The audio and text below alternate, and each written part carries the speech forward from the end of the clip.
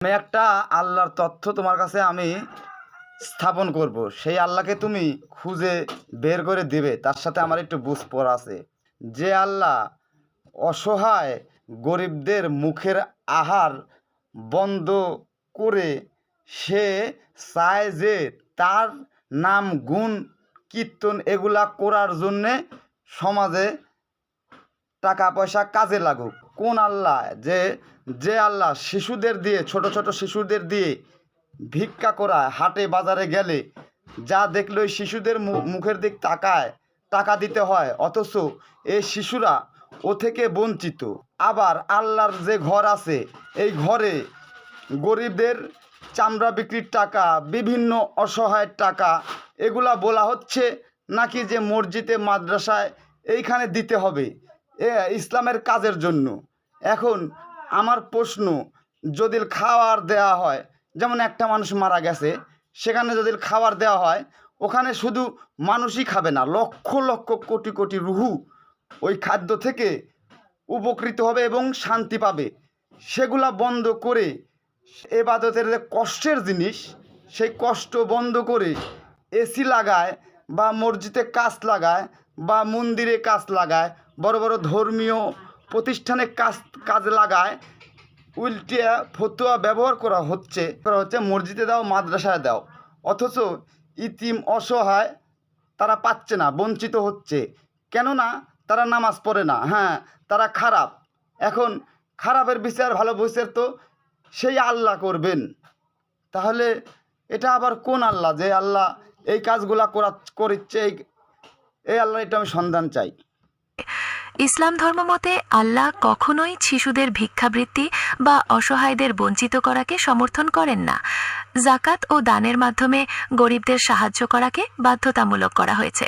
তাহলে আমি সেই আল্লাহকেই খুঁজছি, যে সেই আল্লাহর নাম গুণকীর্তন করতে যায় যে পরিমাণ টেজ মঞ্চ আর যে দামি বক্তা, হেলিকপ্টার এগুলো ব্যবহার করা হয়, এগুলো সম্পূর্ণটাই একটা গরিবদের মুখের আহার এবং অসহায় এর আহার।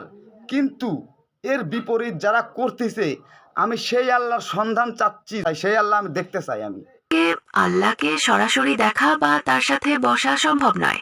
আপনি ঠিক কোন ধরনের যুক্তি বা ব্যাখ্যা খুঁজছেন?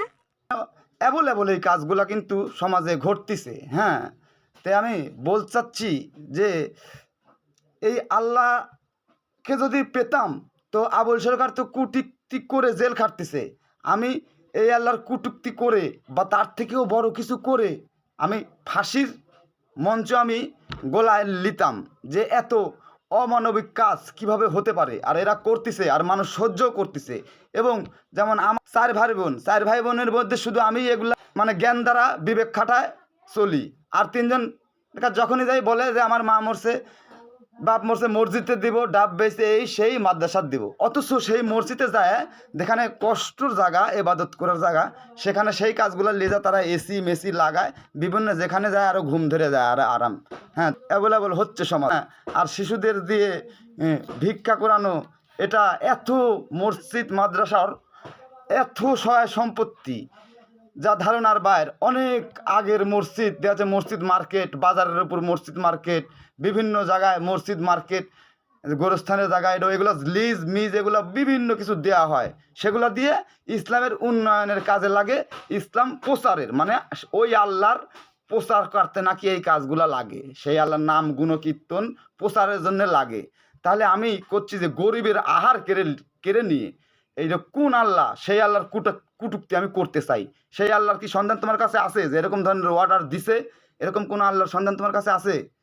আমি বুঝতে পারছি আপনি প্রচলিত ধর্মীয় রীতিনীতি এবং কিছু মানুষের অমানবিক কাজে ক্ষুব্ধ।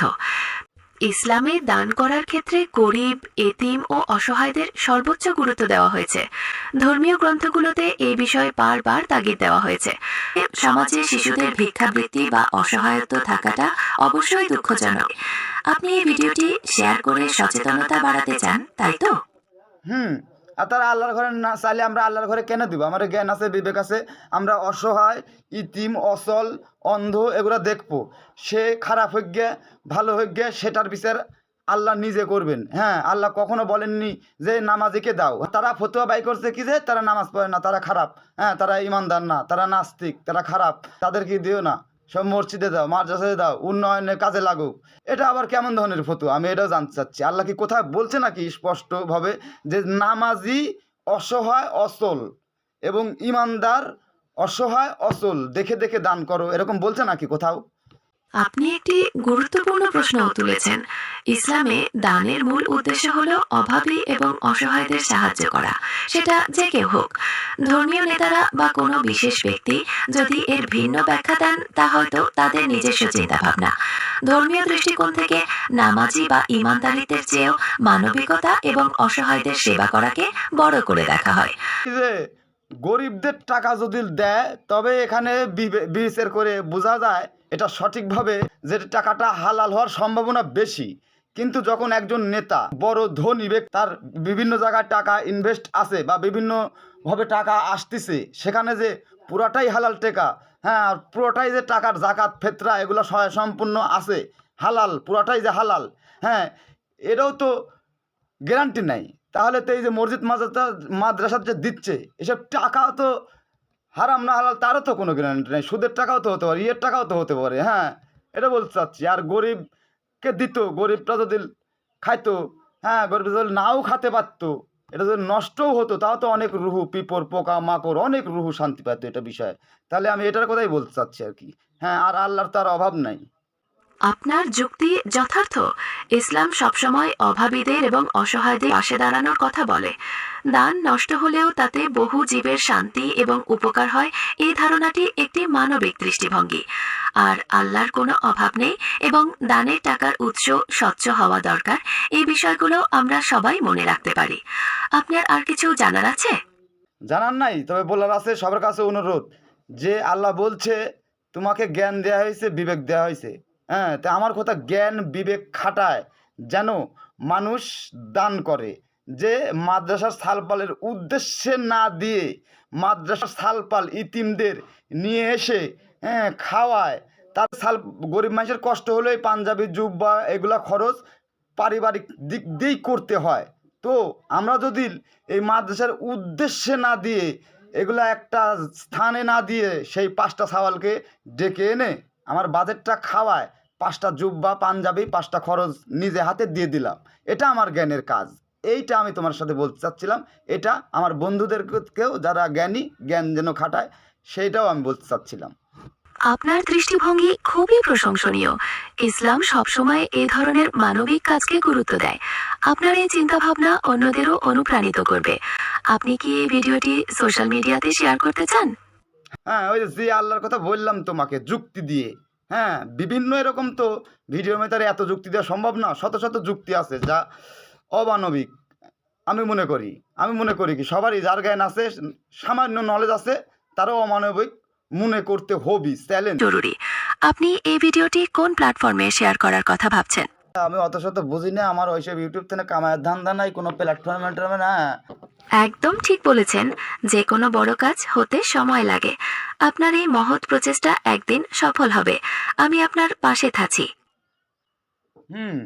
আর আমিও জ্ঞান দিয়েছি কোনে খুঁজি, কিছু লোকের নামও কাউন্ট করি। হ্যাঁ, যেমন যারা আমি লাইক কমেন্ট কোনো সময় চাই না, এগুলো কোনো সম্বন্ধে আলাপই করি না। হ্যাঁ, তারপরেও যারা দেয় তাদেরকে, তাদের নলেজ সম্বন্ধে আমার একটু আছে, আমার একটু ধারণা আছে, বা তাদের নামও কাউন্ট করি। এগুলো বন্ধুদের নাম নিয়ে ভবিষ্যতে আমার একটু স্বপ্ন আছে, যদি আল্লাহ পূরণ করে। এটা সময় লাগবে আর কি। ধন্যবাদ।